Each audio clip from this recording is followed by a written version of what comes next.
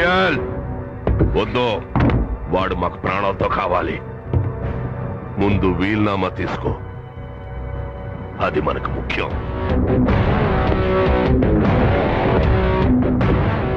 విక్కీని చంపినవాడు వస్తున్నాడు మా. నా తమ్ముణ్ణి చంపినవాడు వస్తున్నాడు.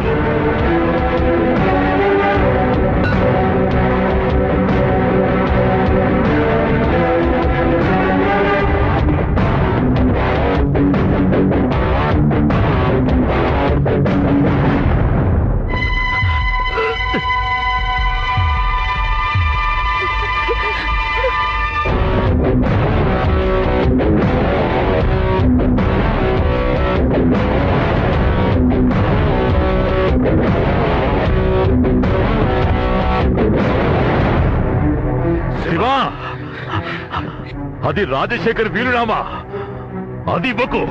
అవును శివ, ఇవ్వద్దు ప్లీజ్. వాళ్ళు అడిగేది ఇచ్చేయండి, మీకేమీ కాకూడదు.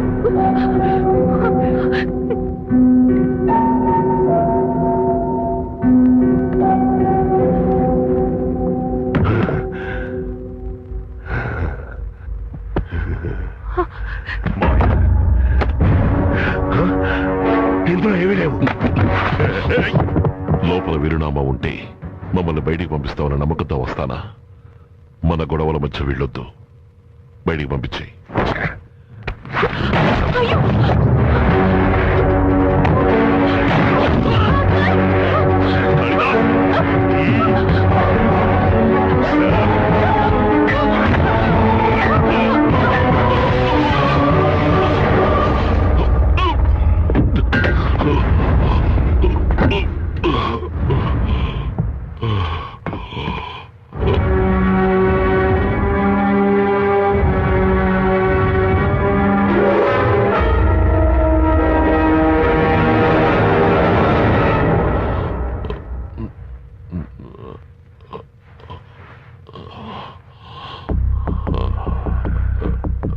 డానియల్ని చంపుతామని బెదిరిస్తే మేము లొంగిపోతామా?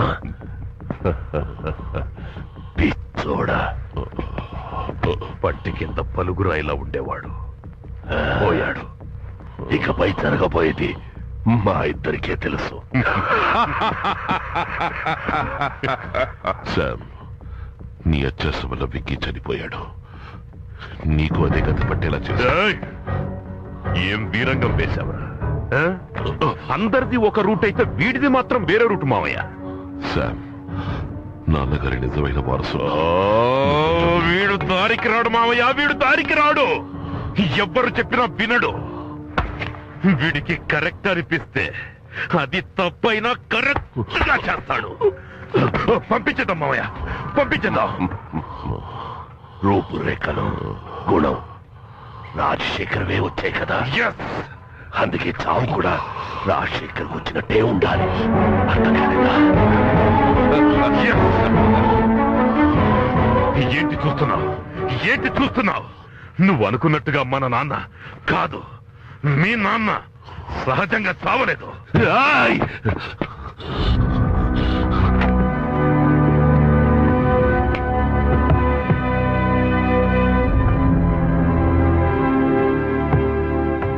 నాన్న,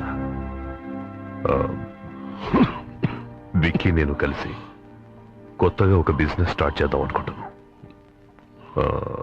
ఒక 2-2.5 మిలియన్ యూరోస్ అవసరం ఉన్నాయి. ఏం బిజినెస్ తెలుసుకోవచ్చా? ఆ రోజు మీటింగ్కి వెళ్ళాం కదా, ఆ కార్టెల్. ఇస్తాను.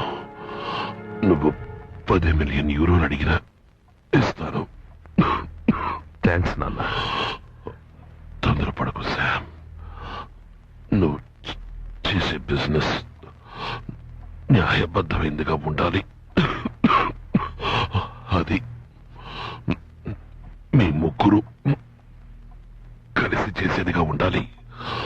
వీలవుతుందా? ఆ బ్యాస్టర్డ్ని మాతో కలుపుకోలేదు. అయితే నేను ఒప్పుకోలేదని మీ మావయ్యతో చెప్పు. ఇది నువ్వు ఎప్పుడు చెప్పేదేగా. పిల్లలు ముచ్చట పడుతున్నారు.